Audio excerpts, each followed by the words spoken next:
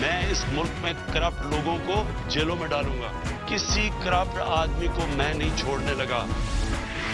You are selected Prime Minister. تڑیاں دیتے ہیں اور دھمکیاں دیتے ہیں کہ ہم پوری اپوزیشن کو جیلوں میں میں بھیج دوں گا. You are not a dictator. تم تو صرف کٹ پتلی ہو, تمہاری دورے تو کوئی اور ہلا رہا ہے. جنگ ابھی جاری ہے, ابھی ہمیں دائمی امن کی اصل منزل پر پہنچنا ہے.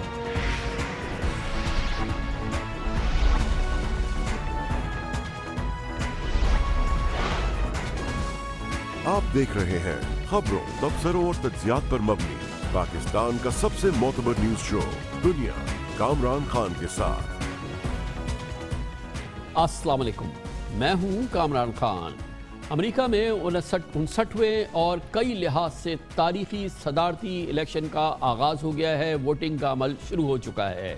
ریپبلکن پارٹی سے تعلق رکھنے والے موجودہ صدر ڈونلڈ ٹرمپ اور ڈیموکریٹک پارٹی کے امیدوار جو بائیڈن اور اوباما دور میں جو نائب صدر تھے جو بائیڈن, ان کا مقابلہ ہے آمنے سامنے. 33 کروڑ آبادی کے امریکہ میں 78% یعنی 25 کروڑ لوگ ووٹ ڈالنے کے حد ہیں, جن میں سے تقریباً 9 کروڑ 80 لاکھ افراد ارلی ووٹنگ کے سسٹم کے تحت ڈاک کے ذریعے, میلز کے ذریعے اپنے ووٹ درج کرا چکے ہیں. اور اس طرح سے یہ عمل کئی دنوں پہلے شروع ہو چکا تھا. یہ پچھلے سال مجموعی طور پہ ڈالے گئے ووٹس کی 2/3 تعداد ہے. امریکی انتخابات کی جو تاریخ ہے اس میں آج تک اتنی بڑی تعداد میں لوگوں نے میلز کے ذریعے یعنی کہ ارلی ووٹنگ میں حصہ نہیں لیا تھا. اسی بنیاد پہ سمجھا جا رہا ہے کہ اس مرتبہ ووٹر ٹرن آؤٹ شاید پچھلے الیکشنز کے مقابلے میں کہیں زیادہ رہے.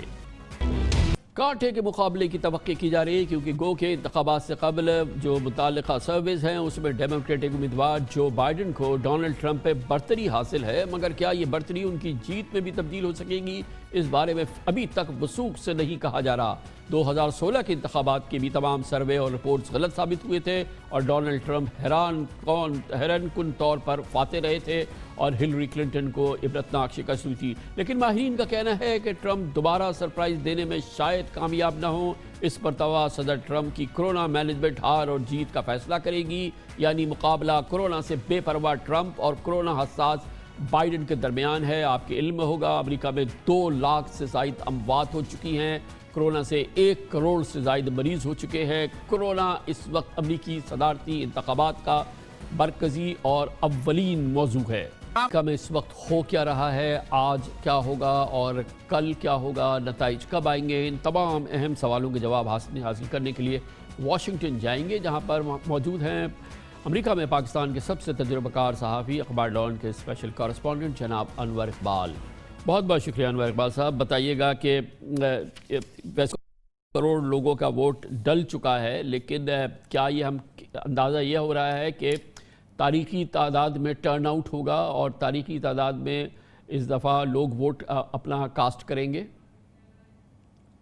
یہ بالکل, یعنی تقریباً آپ جیسے کہا کہ تقریباً جو ہے 10 کروڑ ووٹس پڑ چکے ہیں. آپ اندازہ لگائیں پچھلے 100 ملین, یعنی اور جو پچھلے انتخابات تھے 2016 میں اس میں 136.5 136 ملین ووٹ پڑے تھے, تو 136 ملین میں سے 100 آلریڈی پڑ گئے ہیں.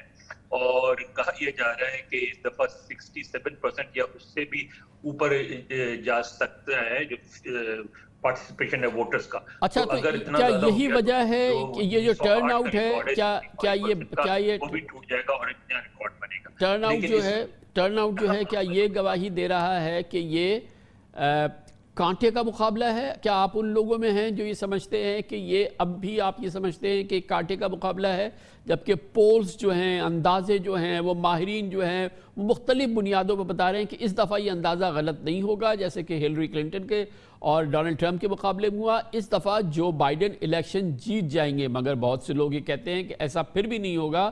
آپ کا اپنا اندازہ کیا ہے؟ کامران, کانٹے کا مقابلہ تو ہے, ظاہر ہے بالکل ہے. اس کی وجہ یہ ہے کہ اگر آپ دیکھیں تو پچھلی دفعہ بھی جو ہلری کلنٹن کی ان کے 2 ملین 20 لاکھ ووٹ زیادہ تھے اور وہ جیتی تھی جو یہاں کا الیکٹورل کالج کا سسٹم ہے اس کی وجہ سے. اور اس میں وہ جو چھوٹے اسٹیٹس ہیں اس میں اور جو سوئنگ اسٹیٹس ہیں جہاں جو کہ نہ ریپبلکن ہیں نہ ڈیموکریٹس ہیں وہ انہوں نے جیت لیے, ان کے الیکٹرل ووٹ زیادہ ہو گئے اور وہ جیت گئے. تو ابھی جو انٹرسٹنگ بات ہے کہ آج صبح میں دیکھ رہا تھا ایک رپورٹ جس میں یہ کہا گیا تھا کہ صدر ٹرمپ کی جو 2016 میں جو مقبولیت تھی الیکشن والے دن وہ تھی 42.5%، اس وقت ان کی 42.9% ہے، تھوڑی سی بڑی ہے لیکن کمی نہیں ہوئی۔ اس کے مقابلے میں ظاہر ہے بائیڈن کی زیادہ ہے، تو پاپولر ووٹ تو اس میں کوئی شبہ نہیں ہے کہ بائیڈن آسانی سے لگتا ہے کہ بائیڈن آسانی سے جیت جائیں گے، لیکن کیا یہ جو پاپولر ووٹ ہے وہ الیکٹرل کالجز کے ووٹ میں بھی ان کا تبدیل ہوگا یا نہیں، یہ ایک سوال ہے جس کا جواب نہیں دیا جا سکتا ابھی۔ اور اس کے ساتھ ہی ایک سوال پیدا ہوتا ہے جو یہاں ڈسکس ہو رہا ہے، وہ یہ ہے کہ فرض کریں کہ بائیڈن جو ہے، اگر ہلری کلنٹن 20 لاکھ ووٹ زیادہ انہوں نے لیے تھے اور جس طرح بائیڈن کی پاپولیرٹی ہے وہ 40 لاکھ 50 لاکھ ووٹ زیادہ لے لیتے ہیں اور اس کے باوجود وہ ہار جاتے ہیں، تو یہ کیسی جمہوریت ہے جس میں 50 لاکھ کی اکثریت لینے والا جو ہے پوزیشن یعنی لیکن ایک اور سوال ہے نا، ایک اور سوال ہے وہ یہ کہ یہ بھی بہت زیادہ ٹرمپ نے بار بار کہا، اشارہ بھی دیا ہے کہ یہ تو آپ نے وہ موضوع بتایا کہ بائیڈن اتنے ووٹ لینے کے باوجود ہار جاتے ہیں، پاپولر ووٹ ملتا ہے لیکن ان کو الیکٹرل کالج کے اندر اکثریت نہیں حاصل ہوتی۔ دوسری جانب یہ ہے کہ ٹرمپ جو ہیں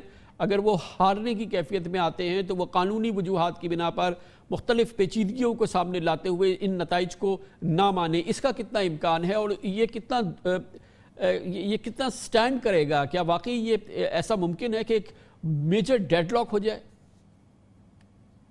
بالکل ممکن ہے۔ آپ نے دیکھا ہوگا رپورٹنگ میں، آپ نے دیکھا کہ یہاں تو یہ اس حد تک ممکن ہے کہ یعنی لوگ اس حد تک خدشات ہیں کہ لوگوں نے اپنی دکانوں میں باضابطہ وہ لکڑیاں لا کے کوئی تختے لگا دیے ٹھوک ٹھوک کے، تاکہ اگر وائلنس ہو تو ان کی دکانیں محفوظ رہیں۔ کہا یہ جاتا ہے کہ اگر رزلٹ ہے بہت کلوز ہوئے تو یا بائیڈن جیتا یا ٹرمپ، دونوں صورتوں میں دوسری طرف کے جو ہارنے والے کے جو حامی ہیں وہ سڑکوں پہ آ جائیں گے اور ہنگامے ہوں گے۔ البتہ اگر نتائج بالکل فیصلہ کن ہوئے تو پھر تو خاموش ہو جائیں گے۔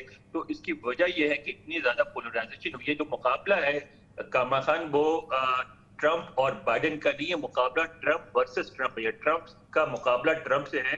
ایک طرف وہ لوگ ہیں جو ٹرمپ کی ہر بات کو پسند کرتے ہیں، ان کی ہر ادا کو پسند کرتے ہیں، ایک طرف وہ لوگ ہیں جو یہ سمجھتے ہیں کہ ٹرمپ نے امریکہ کو بالکل بدل کے رکھ دیا، یہ وہ امریکہ نہیں ہے جس کو وہ پسند کرتے ہیں۔ ویسے تو امریکہ میں صدارتی انتخابات میں نارملی ووٹنگ کے بعد اگلے 10-12 گھنٹے کے اندر پتہ چل جاتا ہے کہ کیا ہونے جا رہا ہے۔ کتنا امکان ہے کہ اس دفعہ بھی ایسا ہوگا، یعنی کہ کل پاکستان میں جب کوئی صبح کے بعد اگلے 2-4 گھنٹے کے اندر جو ہے وہ نتائج کا اندازہ ہو جائے گا؟ کیا اس سال بھی ایسے ہی ہو جائے گا؟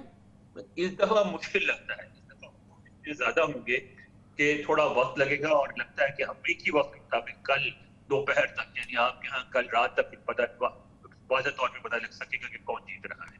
بہت شکریہ جناب انور اقبال ہمارے ساتھ موجود تھے۔ کمرشل بریک، اس کے بعد ذکر کریں گے Pakistan kidney and liver institute Lahore میں قائم کیا گیا تھا، 20 ارب روپے کے قریب لگے گزشتہ حکومت نے جاتے یہ انسٹیٹیوٹ قائم کیا تھا، اس کے بعد سپریم کورٹ، اس کے بعد مزید انتظامیہ ہوئی۔ ابھی ہم نے پروگرام کیا تھا کہ یہ ایک سفید ہاتھی بن گیا ہے، بے پناہ نقصان ہے۔ آج وزیر صحت پنجاب ڈاکٹر یاسمین راشد اس کا جواب دیں گی چھوٹے سے وقفے کے بعد۔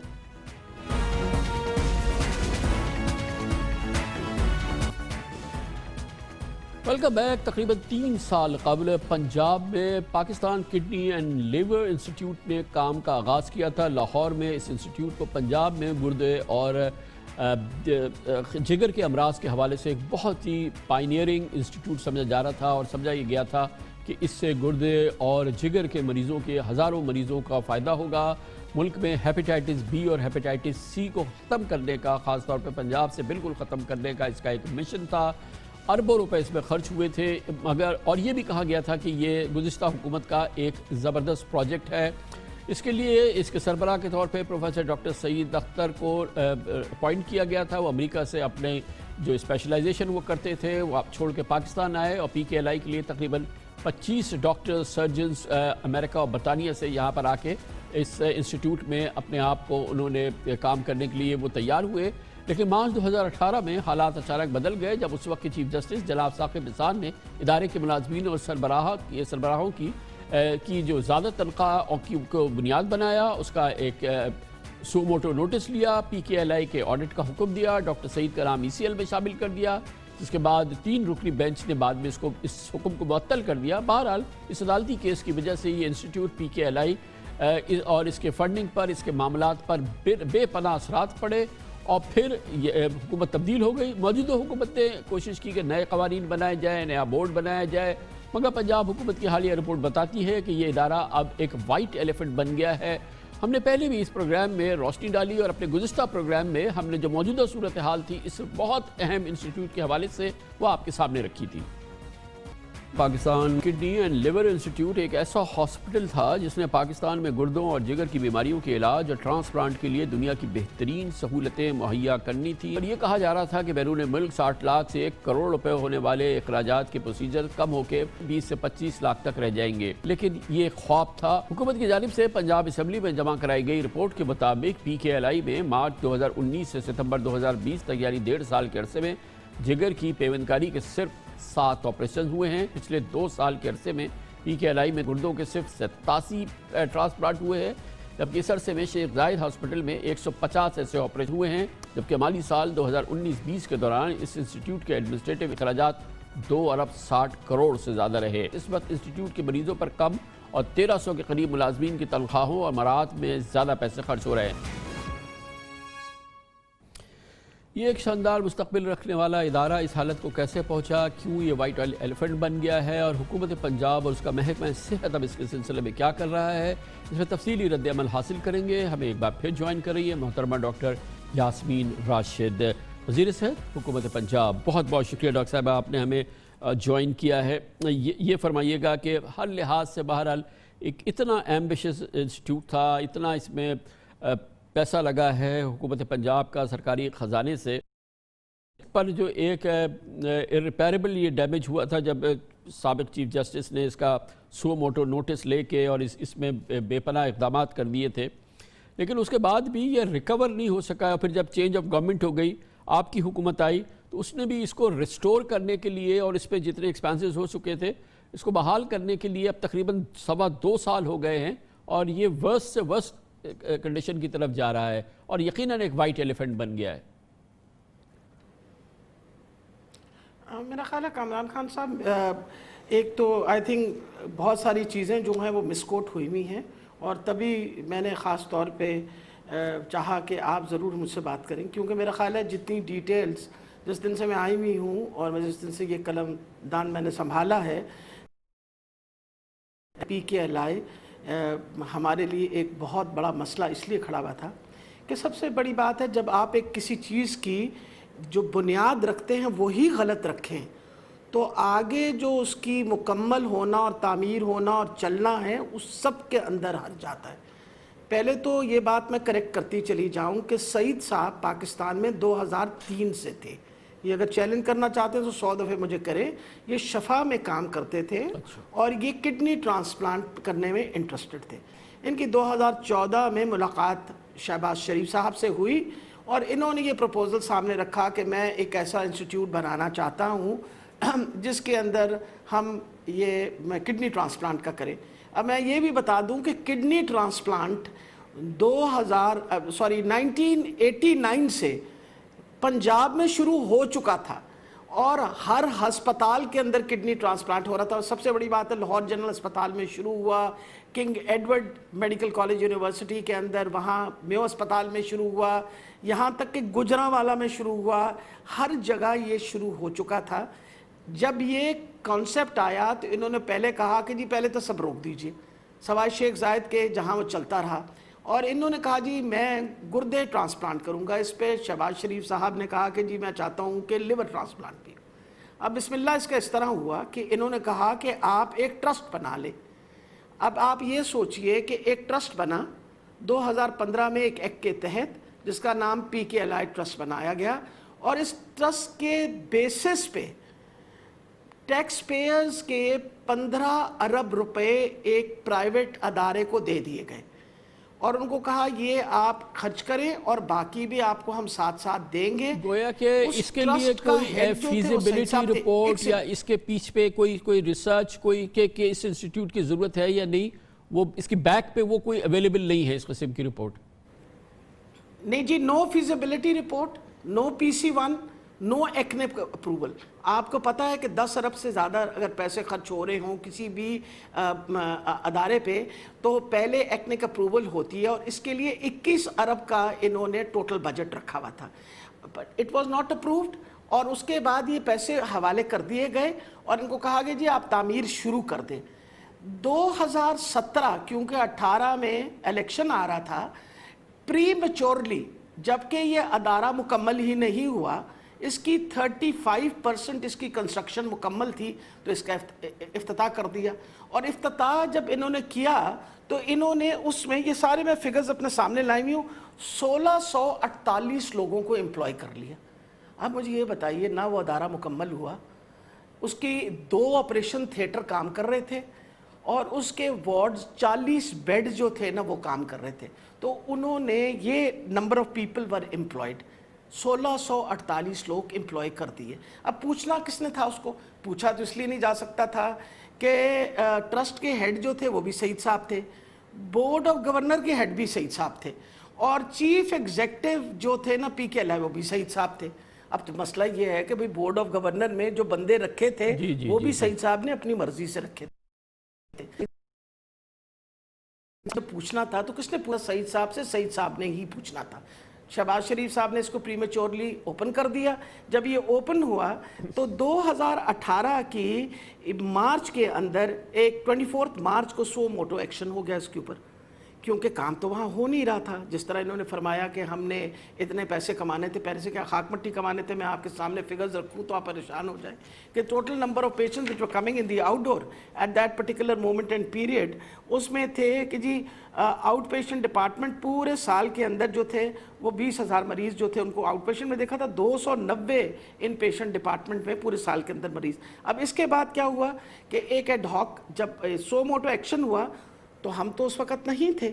उसके बाद 6 महीने का गैप आया, और 6 महीने गैप के अंदर जब हमारी हुकूमत आई तो उस वक़्त कोर्ट ने एक कमेटी बना दी headed by doctor Jawad Sajid, और वो that was a committee, N ad hoc committee to look after the matters. अच्छा, अब ये एड हॉक कमेटी जो है इसका पीरियड जो था ये फरवरी के महीने तक, तब तक हमें ना तो we could interfere in it, ना हमारा लेन देन था, क्योंकि जो एक्ट बना हुआ था उस एक्ट के मुताबिक the government had no power to actually interfere in the working. हम तो कुछ कर ही नहीं सकते थे, हुकूमत ना उसको देख सकती थी ना कुछ कर सकती थी। डॉक्टर साहब, लेकिन बहरहाल जब ये 20 अरब रुपए खर्च हो गए, ये तमाम चीज़ें शुरू हो गई डॉक्टर साहबा, तो अब तो जब आपकी हुकूमत आ गई, अब इसको बहरहाल ये तो पैसे खर्च हो गए, इस इंस्टीट्यूट को जलाना और इसको आगे बढ़ाना तो है ना। अब हम जब 2.25 साल बाद की बात करें, हम 2020 के नवंबर में बात कर रहे हैं, तो इस दौरान तक ये जो है ये क्यों अब तो ऑपरेशनलाइज तो कर देना इसको, ये तो अब और ख़राब से ख़राब कैफियत में जा रहा है। नहीं, बिल्कुल गलत बात है कि ख़राब से ख़राब तर हो रहा है। मैं आपको ये बताती चली जाऊं कि हमारे हिस्से में ये आया 19 मई को 2019 में, पिछले साल ये हमें मिला। जब ये हमें मिला तो हमने बोर्ड ऑफ गवर्नर बनाया, जिसके board of governor doctor Javed Gardezi हैं। एक तो हमने फिर डाउन साइजिंग की, और फिर सबसे इंपॉर्टेंट ये चीज़ थी, 2 ऑपरेशन थिएटर अगर आपके पास हो तो एक ऑपरेशन थिएटर में डोनर होता है, एक ऑपरेशन में रिसिपिएंट होता है, तो ऑपरेशन तो ज़्यादा हो ही नहीं सकते थे। हमने पहला काम किया, हमने पैसे और दे के 4 अरब रुपए हम दे चुके हैं। हमने मुकम्मल कराने की कोशिश की कि अस्पताल मुकम्मल हो, क्योंकि अगर अस्पताल मुकम्मल ना हो तो फिर उसमें काम नहीं हो सकता था। अस्पताल को हमने खुदा करके बहुत उसका मुकम्मल, सबसे बड़ी ये बात है कि 70 डायलिसिस मशीन्स पड़ी हुई थी, इस्तेमाल नहीं हो रही थी। हमने आके उनको डायलिसिस मशीन शुरू करवाई, फिर हम ही ने पीछे पड़ के और लिवर ट्रांसप्लांट शुरू करवाया। ये किसी तरीके से पिछली हुकूमत ने नहीं किया। हमारे आने से पहले जो थे देवर अबाउट 40 क्या कहते हैं ट्रांसप्लांट, हमारे आने के बाद हमने 52 ट्रांसप्लांट करवाए। अब मकसद ये है कि इस दौरानिया के अंदर हमने तो काम इस पर शुरू कर दिया था, और हमने एक जस्टेशन पीरियड के मुताबिक अपना आईडैप से कहा था कि आपने सितंबर 2020 में हमें मुकम्मल करके देना है। हमने पैसे भी दे दिए उसके। आपको पता है कि फरवरी के महीने में कोविड आ गया, कोविड की वजह से इनके पास, क्योंकि 43 इनके पास वेंटिलेटर्स थे, आपको पता है कि उस वक्त वेंटिलेटर्स के लिए हमें अशद ज़रूरत थी। नंबर ऑफ पेशेंट्स जो इनके पास अभी आ रहे थे वो कम थे। हमने पहला काम किया, हमने कहा this hospital because it's on the outskirts of Lahore और इनके पास 43 वेंटिलेटर्स हैं, तो we would like to keep it for Covid. 6 months it functioned और हमने उसके पीछे हमने एक्स्ट्रा इनको बंदे दिए and we made it for Covid. और कोविड के दौरानिया में 467 patients, serious patients were treated here. इस दौरान में हमने काम अपना डायलिसिस वगैरह का नहीं रोका। अब सितंबर के महीने से इसको अब हम मुकम्मल तौर पे हमने इसको दोबारा चालू कर दिया है। उसके बाद 2 लिवर ट्रांसप्लांट भी हो चुके हैं, किडनी ट्रांसप्लांट शुरू हो गए हैं। Number of patients coming into the outdoor, अगर आप सिर्फ आउटडोर के पेशेंट आप देखिए तो इस वक्त हमारे पास जब से हमने खोले हैं तकरीबन 5000 पेशेंट आने शुरू हो गए हैं। और मैं आपको बिल्कुल अश्योर करती हूँ, मैंने क्यों इसके पीछे पड़ी, ये टैक्स पेयर के पैसे थे, किसी के अपनी ज़ाती मालियत नहीं थी, ना किसी के ज़ाती पैसे थे। मुझे तकलीफ़ थी कि जहाँ 15 अरब रुपए खर्च हुए हैं और चीफ मिनिस्टर मेरे साथ 3 दफ़ा वहाँ गए, हमने उसको शुरू करके डाउन साइजिंग, उनके जिन लोगों की हमें ज़रूरत नहीं थी उनको फारिग किया। इस वक्त इंशाल्लाह आप फिक्र ना करें, अगले 3 महीने के अंदर आप मुझसे ज़रूर प्रोग्राम करिएगा और मैं आपको नताइज दिखाऊंगी कि हमने इसमें कितनी इंप्रूवमेंट लाए हैं। इस वक्त हमारे 8 ऑपरेशन थिएटर फंक्शनल हो गए हैं। इंशाल्लाह number of operations are going to increase. 72 की 72 डायलिसिस मशीन्स हमने चालू कर दी हैं। हमने इसके अलावा पूरी कोशिश कर दी है कि हमारे जितने कंसल्टेंट्स हैं वो सिर्फ आउटडोर का काम ना करें, वो ऑपरेशंस भी करें, वो वहाँ मरीज़ों का ज़्यादा से ज़्यादा ख्याल और तीमारदारी करें। बहुत शुक्रिया डॉक्टर यास्मीन राशिद, पंजाब की वज़ीर सेहत हमारे साथ मौजूद थी। कमर्शियल ब्रेक इस दौरान न्यूज़ हेडलाइंस देखें, जिसके बाद हम अपने प्रोग्राम के बाकी के साथ वापस आते हैं।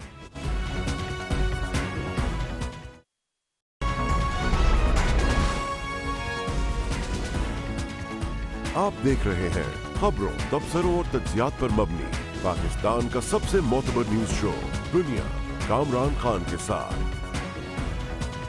पाकिस्तान में मईशत, कारोबार और सनत ठोस सिमत में आगे बढ़ रही हैं, मुस्तहकम नज़र आ रही हैं, एक अच्छा मुस्तकबिल नज़र आ रहा है। इस पर कल हमने अपने प्रोग्राम में तफसील से जिक्र किया। यकीनन पाकिस्तान के माशी मुस्तकबिल के हवाले से ये तमाम मालूमात जो कल हमने आपके साथ शेयर की, जिसके के असरात हमें हर जानिब नज़र आ रहे हैं और हर जगह से हमें ख़बरें मिल रही हैं मुसलसल सनतों के फ़रोग़ के हवाले से, सनतों की प्रोडक्शन के हवाले से।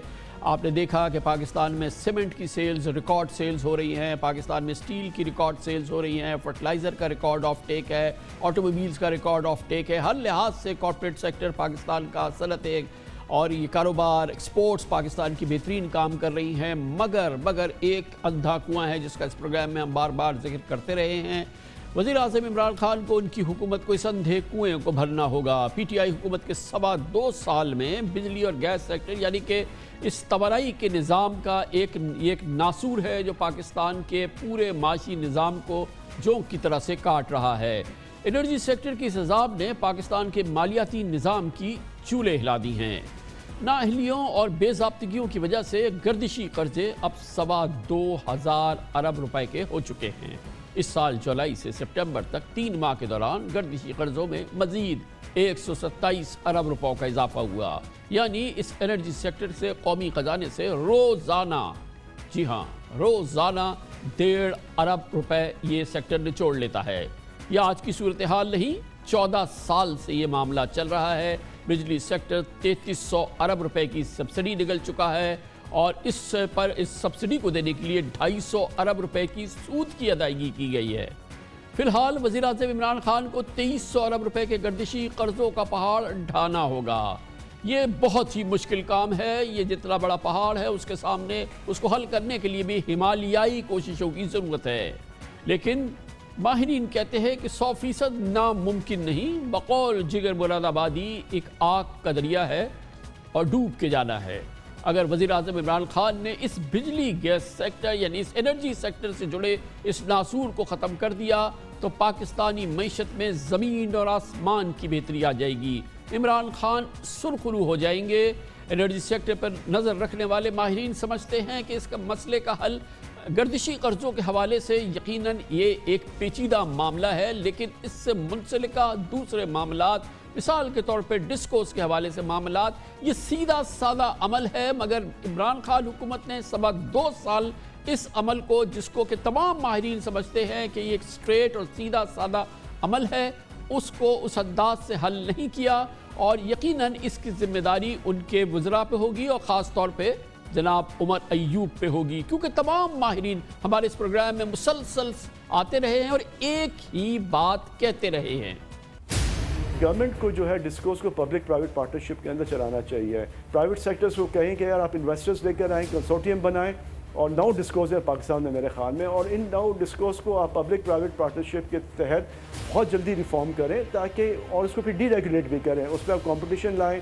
ڈسکوز کا مسئلہ حل نہیں ہوگا، ہمارے پاور سیکٹر کے ایشوز حل نہیں ہوں گے۔ پلان بنانا پڑے گا کہ ان ڈسٹریبیوشن کمپنیز کو ہم کس طریقے سے گورنمنٹ کے ہاتھوں سے پرائیویٹ سیکٹر کے اندر دیں گے۔ ملٹی بائر مارکیٹ بنانے کے لیے ہمیں ڈفرینٹ سکل سیٹ چاہیے، اس کے اندر ہمیں پاور سیکٹر ایکسپرٹس، فائنانس، لا، کیپٹل مارکیٹ، ریگولیشن، یہ تمام ایکسپرٹس کی ایک ٹیم بنانی پڑے گی جو کہ اس کو ایک ریالٹی بنائے گی اور اگلے 2 سے 3 سالوں میں اس کو کریٹ کرے گی۔ جو 10 ہماری ڈسکوز ہیں، وہاں جو گورننس کے ایشوز ہیں، جب آپ سینٹرلی اس کو ایک جگہ سے کنٹرول کریں گے، آپ نے وہ کنٹرول کا طریقہ نہیں بدلا، سارا ریموٹ کنٹرول، تو کیسے تبدیل ہوگا یہ کام؟ ڈسکوز کے اوپر کام کرنے کی ضرورت ہے۔ فیڈرل گورنمنٹ نہیں کر سکتی، سندھ میں فیڈرل گورنمنٹ کا کون سا بندہ جا کے پیسہ وصول کر سکتا ہے؟ یا بلوچستان میں کر سکتا ہے، یا KPK میں کر سکتا ہے؟ تو یہ اس ڈسکو کے سسٹم کو، ڈسٹریبیوشن کے سسٹم کو مکمل طور پر پہلے چینج کرنے کی ضرورت ہے۔ ڈسٹریبیوشن سیکٹر یا کوئی کمپنی فار دیٹ میٹر، وہ پبلک سیکٹر میں ایفیشینٹلی پرفارم نہیں کر سکتی، ان کی پرائیویٹائزیشن کی میرے خیال سے فاسٹ ٹریک کوشش ہونی چاہیے۔ پرائیویٹ سیکٹر ہی ان کمپنیز کو ٹرن اراؤنڈ کر سکتا ہے۔ حکومت کا کام نہیں ہے کہ جی آپ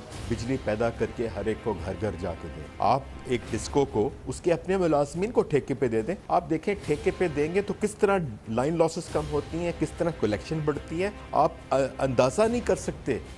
یہ نہیں، وزیر اعظم عمران خان یقیناً ذاتی طور پہ تو بھرپور محنت کر رہے ہیں کہ اس مسئلے کو حل کیا جائے، یقیناً اس کے لیے ہمہ جہتی اپروچ کی ضرورت ہے۔ وزیر اعظم عمران خان کی کوششیں اپنی جگہ، اب اس سلسلے میں انہوں نے ایک اور پیش رفت کی ہے، اور جو حالیہ مہینوں میں ہم نے دیکھی ہے، اپنے معاون خصوصی برائے پاور کے لیے انہوں نے اب اپوائنٹ کیا ہے جناب تابش گوہر کو۔ تابش گوہر اس پورے شعبے کے ایک بہترین ایکسپرٹ ہیں۔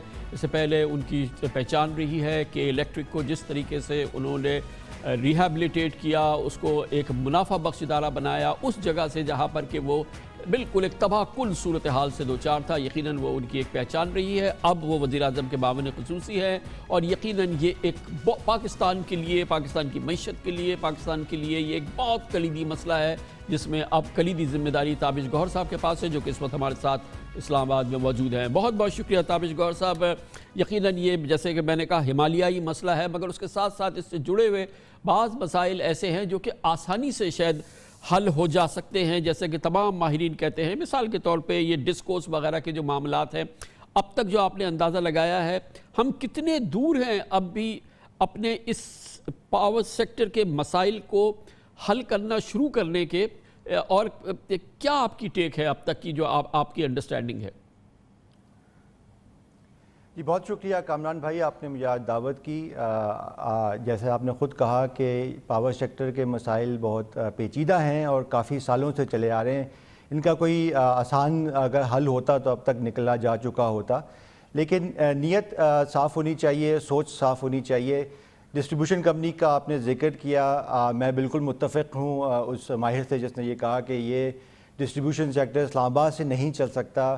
جب میں وزیر اعظم صاحب سے پہلی دفعہ ملا تھا تو میں نے ان کو یہی کہا تھا کہ یہ جو 70 سال سے جو یہ نظام چلا آ رہا ہے کہ ہم اسلام آباد سے بیٹھ کے سکھر یا حیدرآباد یا پشاور یا کوئٹہ کو چلانے کی کوشش کر رہے ہیں اور ناکام ہو رہے ہیں، تو اس کو ہمیں تبدیل کرنا پڑے گا۔ اس میں ہمیں صوبوں کو بھی شامل کرنا پڑے گا، ہمیں نجی شعبے کو بھی شامل کرنا پڑے گا، اور ایک ٹرائنگل بنانا ہے جس میں وفاقی حکومت ہوگی، صوبائی حکومت ہوگی اور ایک پرائیویٹ سیکٹر کی کمپنی ہوگی جو کہ مل کے اس سیکٹر کو بہتر کرے گی۔ اور یہ ڈسٹریبیوشن سیکٹر جو ایک لاسٹ مائل بزنس ہے، وہ ایک لوکل بزنس ہے، وہ ایک سینٹرلائزڈ بزنس ہے ہی نہیں، کیونکہ وہاں کے جو مقامی قیادت ہے اس کو پتہ ہوتا ہے کہ کون بجلی کا دیانتداری سے استعمال کر رہا ہے اور کون اس کی چوری کر رہا ہے، کون وقت پہ بل ادا کر رہا ہے، کون نہیں ادا کر رہا۔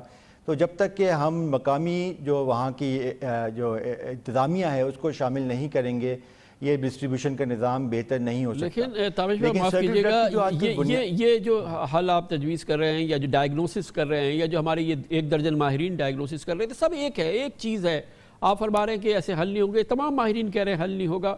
مجھے صرف یہ بتائیے کہ 2.25 سال اس حکومت نے حل نہیں کیا، کیا اگلے 2.25 سال بھی حل نہیں ہوگا؟ کوئی ٹائم لائن بن رہی ہے کچھ اس کا؟ اب آپ کی پرائم منسٹر صاحب سے میٹنگ ہوئی، وہ آپ کو لے کر آئیں، تو آگے کیا ہمیں کچھ روڈ میپ بتائیے نا کہ اب جو نہیں حل ہوا، یہ جو آپ تکلیف بیان کر رہے ہیں، جو ڈائگنوسس آپ بیان کر رہے ہیں اس مسئلے کا، جب آپ یہاں کے کو ہیڈ کر رہے تھے اس وقت بھی آپ سے بات ہوتی تھی، لیکن اب تو یہ بتائیں نا کہ جی بس ہو گیا، اب ہم یہ ٹائم لائن ہے اور یہ مسئلہ حل ہونے جائے گا.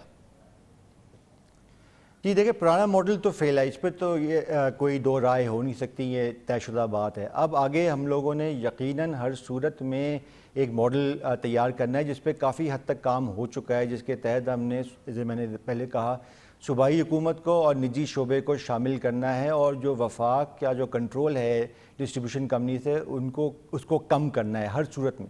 ورنہ اگر ایسے ہی چلتے رہے تو پھر اگلے 2-2.5 سال بھی گزر جائیں گے اور سیکولر ڈیٹ میں اضافہ ہی ہوتا چلا جائے گا. تو اس پہ عملی جامہ پہنانا ہے سوچ کو، اس پہ اصولی طور پہ فیصلہ ہو چکا ہے، لیکن ظاہر ہے کچھ تفصیلات ہیں طے کرنی ہے. اس کو کوئی CCI میں بھی لے کے جانا ہے، ورلڈ بینک اور ایشین ڈیولپمنٹ بینک کے ساتھ مل کے ہم ایک عملی جامہ پہنائیں گے، اس کو ایکسپریشن آف انٹرسٹ کو انوائٹ کریں گے، اور جس طرح اوپن کمپٹیشن کے تھرو پرائیویٹ سیکٹر کو دعوت دی جائے گی کہ وہ بھی آ کے بڈ کریں. اور بیسکلی جو کوشش ہوگی کہ اگر ایک ڈسٹریبیوشن کمپنی میں آج 100 روپے کا خسارہ ہو رہا ہے، اور اگر ہم اس پرائیویٹ سیکٹر کو دعوت دے کے کہیں گے کہ اگر آپ نے 90 روپے اس کا خسارہ کر دیا، یعنی کہ 10 روپے کا فائدہ پہنچایا، تو اس میں سے آپ کا حصہ اتنا ہوگا اور وفاقی حکومت اپنے پاس اتنا رکھے گی، تاکہ رینٹ شیڈنگ جو رینٹ سیکنگ ماڈل ہے اس سے ہٹ جائیں اور ایک انسینٹیو بیس ماڈل کی طرف لے کے جائیں اس سیکٹر کو. لیکن تابش صاحب یہ بتائیے گا کہ یہ مجھے ایکسپلین کر دیجیے گا کہ کیا ہوگا.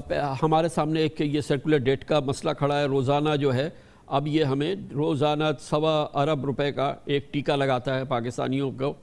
یہ پہلے حل ہوگا یا پہلے یہ آپ ڈسٹریبیوشن کمپنیز کے مسئلے کو حل کرنا چاہیں گے؟ مجھے معلوم ہے، بار بار کہہ رہا ہوں، یہ ہمالیائی معاملہ ہے، اندھا کنواں ہے ہمارا، لیکن کیا اب آپ کے ذہن میں کیا ہے کہ اب کیا ایک مسئلہ پہلے حل ہو جائے گا، دوسرا بعد میں ہوگا، دونوں سائملٹینیسلی ہوں گے؟ دوسری چیز، ہمارے IPPs کے ساتھ کچھ کے ساتھ جو ہے وہ ایگریمنٹس MOUs ہو چکے ہیں، وہ ایگریمنٹ وغیرہ ہونا ہے. یہ پورا خاکہ جو ہے اب 2.25 سال تو اس حکومت کے گزر گئے. مجھے معلوم ہے کہ آپ کو آئے ہوئے چند ہفتے ہوئے ہیں، لیکن بہرحال یہ تو بہت کم مقابلہ ہے اور وقت کم ہے اور بہت مقابلہ سخت ہے، اور اس پہ ہنچ کر رہی ہے پوری گروتھ پاکستان کی. یہ جو بنیادی مسئلہ اس وقت جو ہے کامران بھائی، وہ یہ ہے کہ ہماری جو بجلی کی قیمت بہت زیادہ ہے. جیسے آپ کو معلوم ہے کمپیئر ٹو انڈیا یا بنگلہ دیش ہمارے نرخ جو ہیں تقریباً 25% زیادہ ہیں. اس میں اس کی جو بنیادی وجہ ہے کہ جو پرانے مادے ہوئے وہ مہنگے تھے. اس کی جو بھی وجوہات ہیں اس پہ آج نہیں جاتے، لیکن آج وراثت میں ہم کو یہ ملے ہیں، تو اس کو کم کیا جائے، کس طرح کیا جائے، اس کے تحت ہم نے 50 IPPs کے ساتھ معاہدہ کیا ہے جس کو MOUs کہتے ہیں. ان کو عملی جامہ پہنانے کے لیے اگلے 2-4 مہینے میں بالکل تیزی سے کام ہو رہا ہے.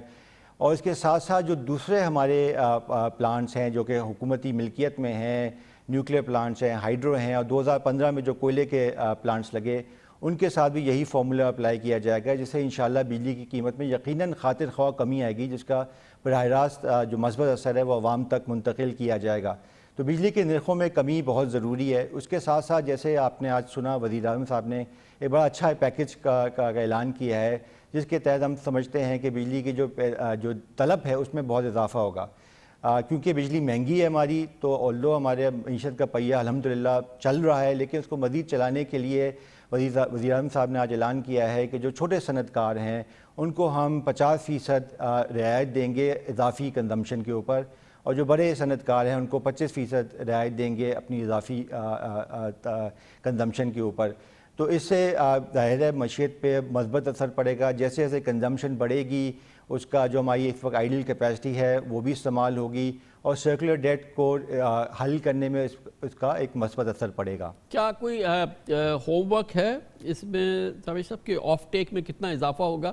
کیونکہ لاسٹ ونٹرز میں بڑی میزریبل سچویشن تھی، ہم کوئی 22,000 24,000 میگا واٹ کر رہے تھے، اور हमारा 8-10 हज़ार मेगावाट जो है ख़र्चा हो रहा था, फिर उसके एडिशनल जितनी भी ये कैपेसिटी जो उसकी कैपेसिटी पेमेंट हम कर रहे थे, बहुत ही मेजरेबल सूरत हाल थी। इस दफ़ा ये जो इंसेंटिव आज अनाउंस किया आप लोगों ने फाइनल किया है, इससे क्या फ़र्क पड़ेगा?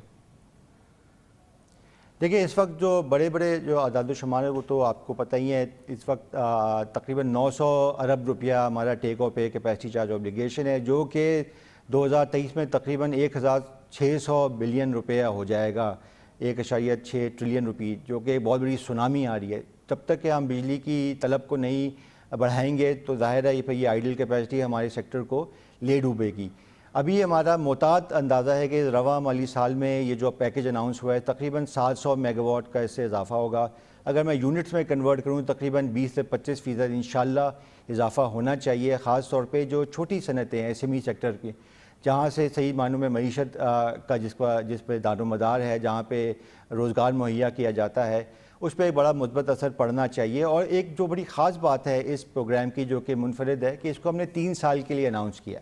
तो अगर कोई छोटी सनत या बड़ी सनत कोई प्लानिंग करना चाहती है, कोई इन्वेस्टमेंट करना चाहती है, तो उसको ये मालूम है कि अगर मैं एक इजाफी यूनिट संभाल करूँगा तो उस पर मेरा जो निर्ख है, अगर छोटी सनत है तो उसका 8 रुपये होगा और जो बड़ी सनत है उसका निर्ख 13 रुपये होंगे।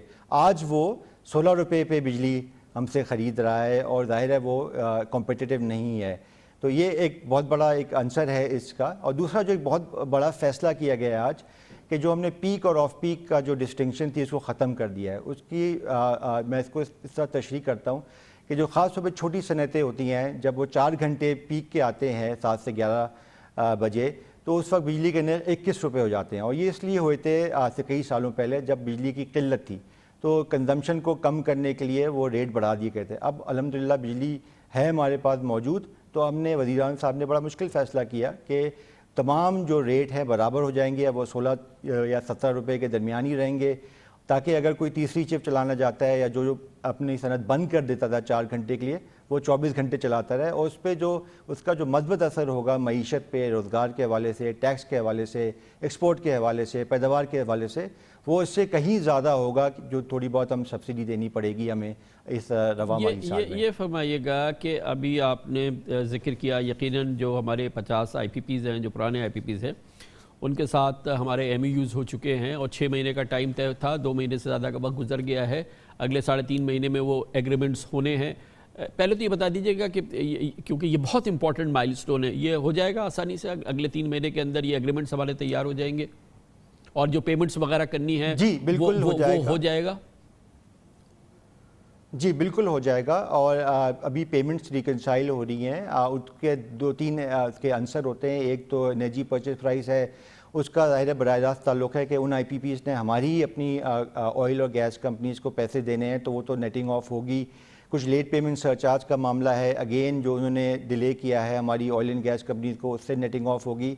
और जो बच जाता है कैपेसिटी परचेज प्राइस जिसमें डेट और इक्विटी शामिल है, उसके लिए एक फ़ाइनेंशियल इंस्ट्रूमेंट पे काम हो रहा है। वो ज़ाहिर है सबको मालूम है कि पहले दिन तो पैसे नहीं दे पाएंगे, लेकिन उसका मेकनिज़म तय हो रहा है कि अगर सुकूक है या कोई भी इंस्ट्रूमेंट है उसकी क्या मुद्दत होगी, क्या टर्म्स होंगे, जो कि IPPs चाहें तो मार्केट में जाके फैक्टर या डिस्काउंट भी कर सकते हैं। और इसके साथ साथ जो बड़ी अहम बात है वो ये है कि हम लोगों ने मार्केट को टेक और पे से टेक एंड पे पे लेके जाना है। इस वक्त आपको मालूम है एक सिंगल बायर मॉडल है, जिसके तहत हुकूमत पाकिस्तान या वफाकी हुकूमत की पूरी ज़िम्मेदारी बनती है कि वो इन तमाम बिजली घरों से पैसे बिजली ख़रीदे और उनको पैसे दे। अब हम multi buyer multi cellular model की तरफ जा रहे हैं, जिसके लिए काफ़ी काम हो रहा है नेपरा के साथ, व्हीलिंग चार्जेस पे और व्हीलिंग रिजीम पे काम हो रहा है, जिसके तहत इंशाल्लाह हम उनको इजाज़त देंगे कि अगर वो ऑफ ग्रिड कस्टमर है, ख़ास तौर पे कैप्टिव कस्टमर है, उसको बराह रास्त बिजली बेचना चाहें तो एक मुनासिब टोल टैक्स देने के बाद वो बिजली दे सकते हैं, ताकि वो हमारे सिस्टम से निकल जाएं और जो हमारे जो टेक और पे लाइबिलिटी है वो ख़त्म हो जाए। जी, आपने जब हम ये बात कर रहे थे IPPs की, तो आपने कहा कि इस पर भी काम हुआ है कि जो 2015 के बाद के IPPs हैं, जो ज़ाहिर है जगह बड़े IPPs हैं हमारे कोल के दूसरे जो है, उसी टेम्पलेट पे अमल होगा जिन पे कि हमने पुरानी IPPs के साथ किया है। कितने कॉन्फिडेंट हैं आप इस बात पे? क्योंकि ये एक बड़ी की है। अगर ऐसे ही ये जो टेम्पलेट कामयाब हो जाती है, जिनके साथ MOUs हुए हैं, फिर इनके एग्रीमेंट्स हो जाते हैं, इनकी पेमेंट्स हो जाती हैं, और फिर ज़ाहिर है ये तो कम अज़ कम 25% है, बाकी तो 70-75% दूसरा हिस्सा है। कितने आप कॉन्फिडेंट हैं कि ये اس کو آپ اس کا ریپلیکا ہم ادھر دیکھ پائیں گے؟ جی بالکل، میں بہت کانفیڈنٹ ہوں، اس لیے کہ ایک ٹیمپلیٹ بن چکا ہے. جیسے آپ نے کہا کہ 1994 2002 اور جو رینیوبل انرجی کے پروجیکٹس ہیں بگاس سمیت، ان کے ساتھ تو معاہدہ ہو گیا. اس کو عملی جامہ انشاءاللہ 2-4 مہینے میں پہنا دیں گے ہم. اس کے بعد جو حکومت کے اپنے پلانٹس ہیں، RLNG کے پلانٹس ہیں، نیوکلیئر کے پلانٹس ہیں، جینکو کے اپنے یونٹس ہیں، ان کے ساتھ بھی یہی ٹیمپلیٹ اپلائی ہونا شروع ہو گیا ہے. اس کے بعد 2015 کے جو نان سی پیک پروجیکٹس ہیں اور پلانٹس ہیں جو آ رہے ہیں، انہوں نے خود رضاکارانہ طور پہ ہمارے پاس آئے ہیں اور انہوں نے کہا ہے کہ اگر ہم لوکل انویسٹر ہیں تو ہمیں روپی انڈیکسیشن نہیں چاہیے اصولی طور پہ، تو وہ بھی ہو جائیں گے. اس کے بعد سی پیک رہ جاتا ہے. ظاہر ہے وہ ایک حساس معاملہ ہے، اس کے جو پولیٹیکل کنسیڈریشنز ہیں، لیکن وہ لوگ بھی سمجھتے ہیں کہ اگر سیکٹر ہمارا سسٹینیبل نہیں ہے تو ان کے لیے بھی ضروری ہے، ناگزیر ہے کہ وہ بھی اسی پیج پہ آ جائیں جیسے کہ جس پہ تمام اور IPPs آئے ہیں اور تمام اور پاور پلانٹس آئے ہیں. تو مجھے بہت امید ہے اور یقین بھی ہے کہ انشاءاللہ سب کے ساتھ یکساں سلوک ہوگا اور اس کا بڑا براہ راست مثبت اثر معیشت پہ پڑے گا. یہ جو ابھی آپ نے جو معلومات آپ نے شیئر کی ہے، اس کو ہم اگر ایک آؤٹ سائڈ ویو دیکھتے ہیں، اس کا برڈ آئی ویو لے رہا ہوں، تو مجھے تو یہ لگ رہا ہے کہ انشاءاللہ اگر یہ چیزیں ایسی چل رہی ہیں، ایسے ہو جائے تو 1.5 سال کے اندر ہم اس مسئلے کو، جس کو کہ ہم کبھی اندھا کنواں کہتے ہیں، کبھی معیشت کا ناسور کہتے ہیں، اس کو حل کرنے کے قریب پہنچ رہے ہوں گے انشاءاللہ تعالی. ہمیں لگ رہا ہوگا کہ یہ اب ہماری گرفت میں آ رہا ہے. ایم آئی رائٹ؟ یہ کچھ زیادہ ہی تو میں اس کی امید نہیں لگا رہا. جی دیکھیں، جو ہمارا پلان ہے اگر اس پہ ہم مکمل طور پہ عمل پیرا ہوئے تو اگلے 3 سال میں انشاءاللہ ہمارا سیکٹر سنبھل جائے گا. میں یہ دعویٰ نہیں کرتا کہ سرکولر ڈیٹ 0 ہو جائے گا. ظاہر ہے ایک 2.2 ٹریلین کا ایک سرکولر ڈیٹ کا سٹاک ہے. ہم نے اس فلو کو روکنا ہے، ہم نے ہر صورت میں اس فلو کو کم سے کم لے کے جانا ہے. اس کے بہت عوامل ہیں کامران بھائی. کچھ ٹیرف انکریز بھی کبھی کبھار کرنا پڑ جاتا ہے، کیونکہ اگر فیول پرائس بڑھتی ہے یا روپے کی قیمت گرتی ہے تو فیول پرائس ٹیرف میں ایڈجسٹمنٹ ضروری ہو جاتا ہے. وہ کبھی کبھار کیونکہ ہم پولیٹیکل اکانومی میں رہتے ہیں، سیاسی طور پہ مشکل ہو جاتا ہے. پچھلے سال اور اسی سال بلکہ کووڈ کا بہت منفی اثر ہوا دنیا بھر میں، پاکستان سمیت، معیشت پہ، لوگوں کے روزگار کے اوپر. تو ظاہر ہے حکومت کو فیصلہ کرنا پڑا ہے کہ وہ جو ٹیرف میں جو بڑھانا تھا وہ نہیں بڑھایا. کوارٹرلی ٹیرف ایڈجسٹمنٹ، اگلے سال ایک ری بیسنگ کا معاملہ ہے، اس پہ بھی ایک نظر ثانی کرنی پڑے شاید. تو یہ ایک وجہ بن جاتی ہے سرکولر ڈیٹ بڑھانے میں. لیکن کچھ آسان فیصلے بھی ہیں، جیسے پرانے پلانٹس ہیں جو کہ 20-30% ایفیشنسی پہ گیس کا استعمال کر رہے ہیں، ان کو بند کرنا. تقریباً 3,500 میگا واٹ وہ لسٹ پہ ہیں. اب ظاہر ہے یہ ہماری ذمہ داری ہے کہ ان پلانٹس کو بند کیا جائے. اگر 60% کا ایفیشنسی کا پلانٹ نیا جو کہ آئیڈل پڑا ہوا ہے تو اس کو ظاہر ہے چلانا چاہیے. تو اس طرح کے چھوٹے چھوٹے اور بڑے فیصلے ہیں جس پہ اگر ہم عمل پیرا ہوئے تو یہ یقین ہے کہ اگلے 2-3 سال میں ہمارا پاور سیکٹر سنبھل جائے گا انشاءاللہ.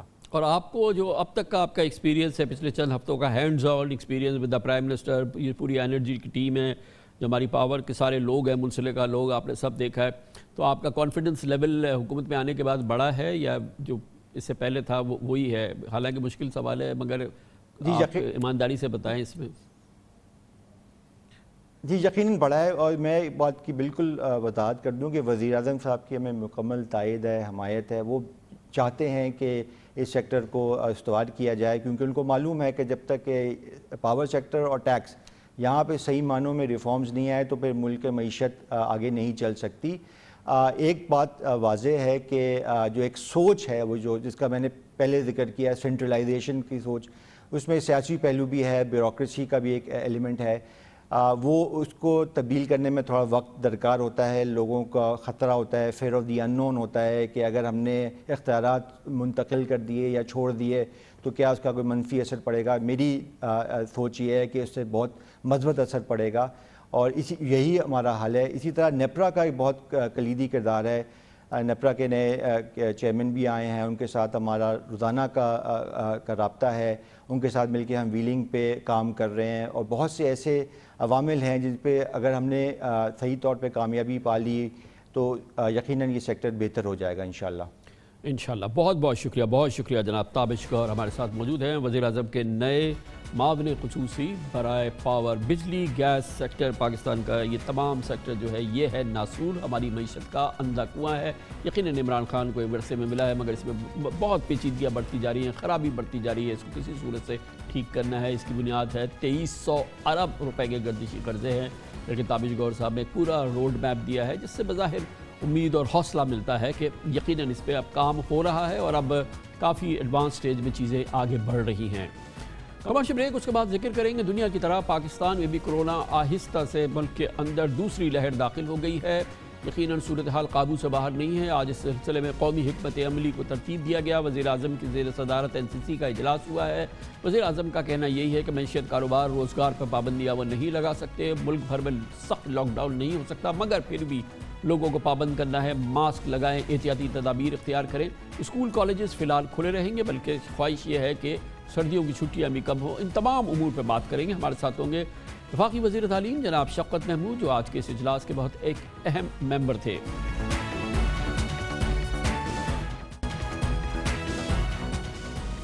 पूरी दुनिया कोरोना की दूसरी लहर की जकड़ में है। पूरी दुनिया में इस वक्त कोरोना एक बार पूरी शिद्दत से वापस आ चुका है, ख़ास तौर पे यूरोप और अमेरिका में भी। पाकिस्तान में भी कोरोना की दूसरी लहर पहले हमारे दरवाजे पर दस्तक दे रही थी, अब लगता है कि खामोशी से अंदर आ गई है।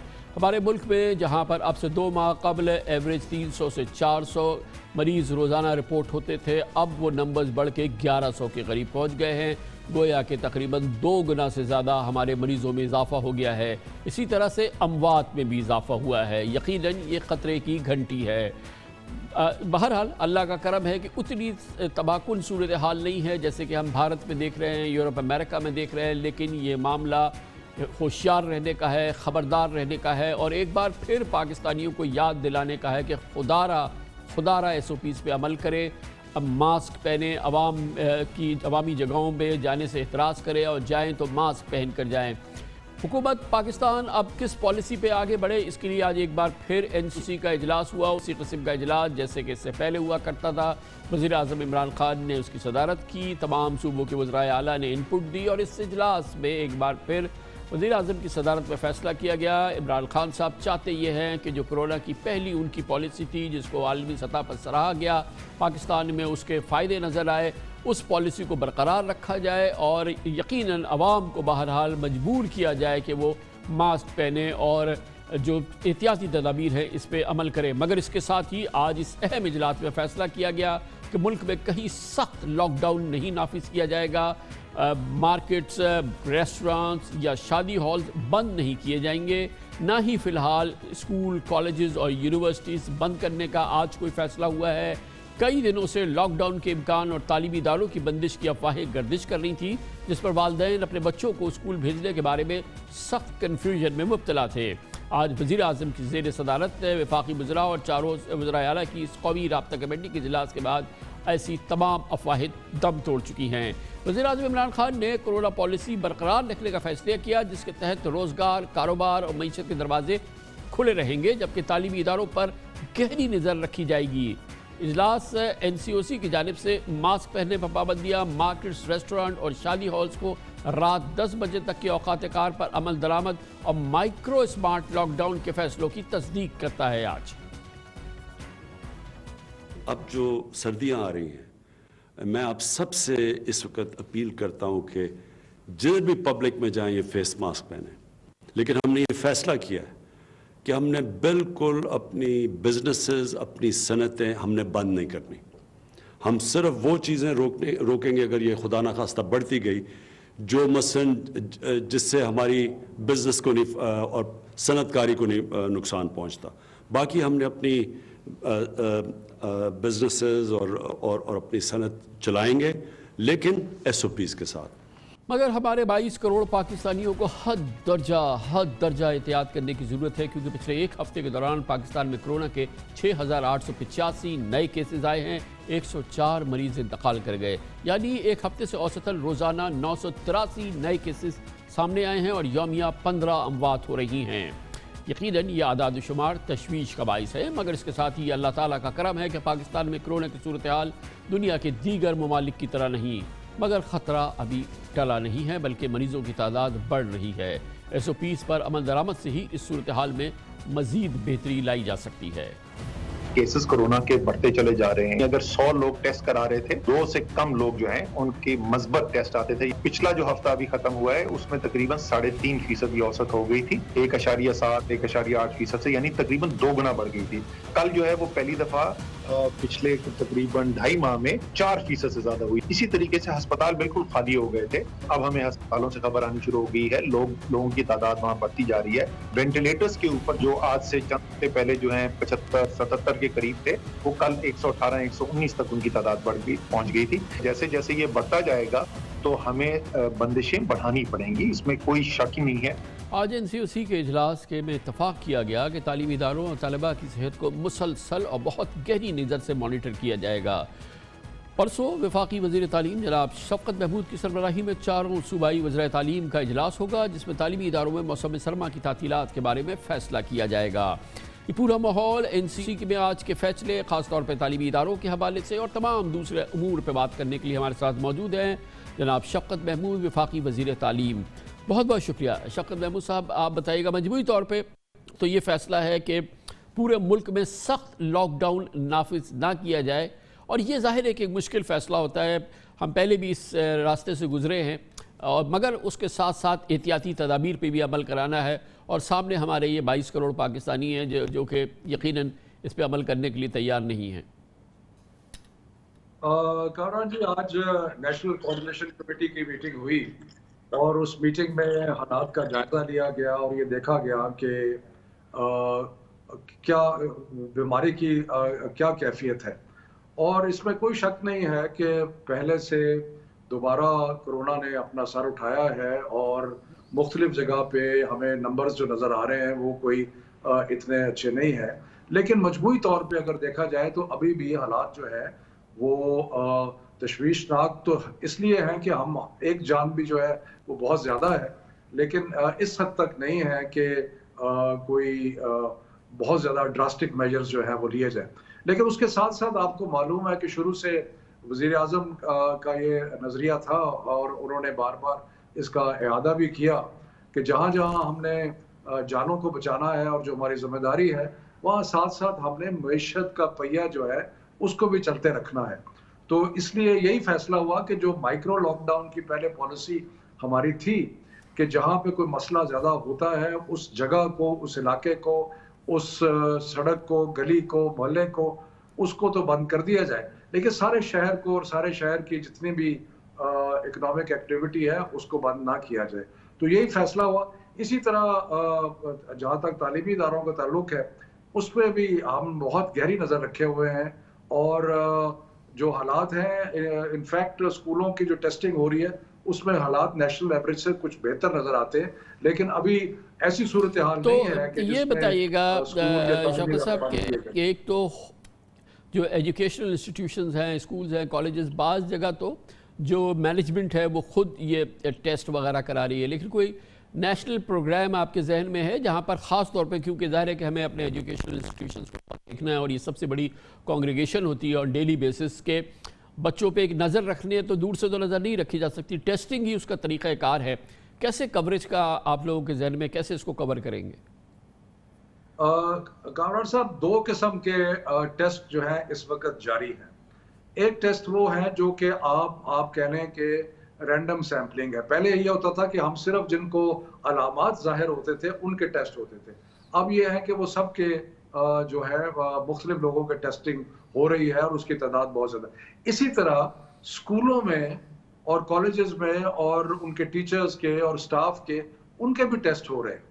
और मैं ये अर्ज कर रहा था कि जो नंबर्स हमें नज़र आ रहे हैं स्कूलों के और तालीमी इदारों के टेस्टिंग के, वो कुछ हद तक जो आपको नेशनल नंबर नज़र आ रहे हैं आम आबादी के, उससे बेहतर है। जैसे मैंने शुरू में कहा कि तशवीश ज़रूर है और होनी भी चाहिए जब एक ऐसी बीमारी है जो दुनिया जहान में है, लेकिन इरादा यही है कि इसको हालात को जायजा लिया जाएगा। अगर कहीं मामला ख़राब होते हैं माइक्रो लॉकडाउन होगा, यानी कि उस जगह को बंद कर दिया जाएगा। हमने मुख्तलिफ बज़ाहिर मुझे ये लग रहा है शफ़क़त साहब, बज़ाहिर मुझे लग रहा है कि तालीमी इदारों के हवाले से آپ کی جو ہماری NCC ہے اس کی خواہش یہ ہے کہ اگر یہ احتیاط سے چلتے رہیں تو ان کو جو معمول کی سردیوں کی چھٹیاں ہیں وہاں تک ان کو پہنچا دیا جائے، پھر اس کے بعد تو ظاہر ہے کہ پھر سردیوں کی چھٹیاں ہو جائیں گی تو ایک بریک مل جائے گا. کیا جی آپ صحیح کہہ رہے ہیں. اس سلسلے میں ہم نے انٹرپرونشل ایجوکیشن منسٹرز کانفرنس بلائی ہے پرسوں، جس میں ان چیزوں کے بارے میں ہم سارے تعلیمی جو تعلیم کے وزیر ہیں ان کے ساتھ مشاورت کریں گے اور مشاورت کر کے، لیکن جو ابھی تک مجھے اطلاعات صوبوں سے آ رہی ہیں وہ یہی ہیں کہ چھٹیاں جو ہیں وہ کم سے کم کی جائیں، کیونکہ بچوں نے بہت سارا کورس جو ہے وہ اپنا کور کرنا ہے اور بہت ساری، لیکن آخری ایڈوائس جو ہوگی وہ تو ہیلتھ منسٹری کی ہوگی کہ اگر جو بھی ہیلتھ کی صورتحال ہے وہ ڈٹرمن کرے گی. ابھی تک جو صورتحال گویا ترجیح یہ ہے آپ کی اور تمام صوبوں کی کہ ہمارے ہاں جو تعلیمی لاس ہو چکا ہے ایکیڈمک سیشن کا اس سال کے شروع میں کووڈ کی وجہ سے، اس کو ہم کور کریں اگر یہ احتیاط سے پاسبل ہے اور سردیوں کی چھٹیوں کو مختصر کیا جائے.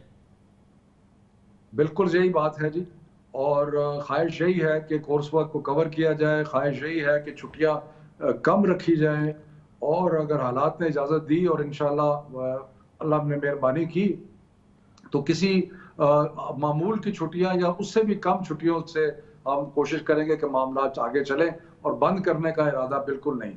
شوکت صاحب یہ بتائیے گا کہ یہ جو جیسے آج کی میٹنگ ہے NCC کی میٹنگ ہے، بالکل سپریم باڈی ہے اس حوالے سے، ظاہر ہے کہ ہمارے یہاں ہمارے لوگ اس طرح سے احتیاط نہیں کر رہے، حکومت بھی جو ہے وہ نہیں چاہتی، وزیر اعظم نہیں چاہتے کہ کاروبار معیشت اور صنعتوں کو بند کر دیا جائے، ایک ٹوٹل لاک ڈاؤن نہ ہو، لیکن کیسے آپ لوگ سوچتے ہیں کہ کیسے لوگوں کو پابند کیا جائے یا مجبور کیا جائے کہ کم از کم ماسک پہنے؟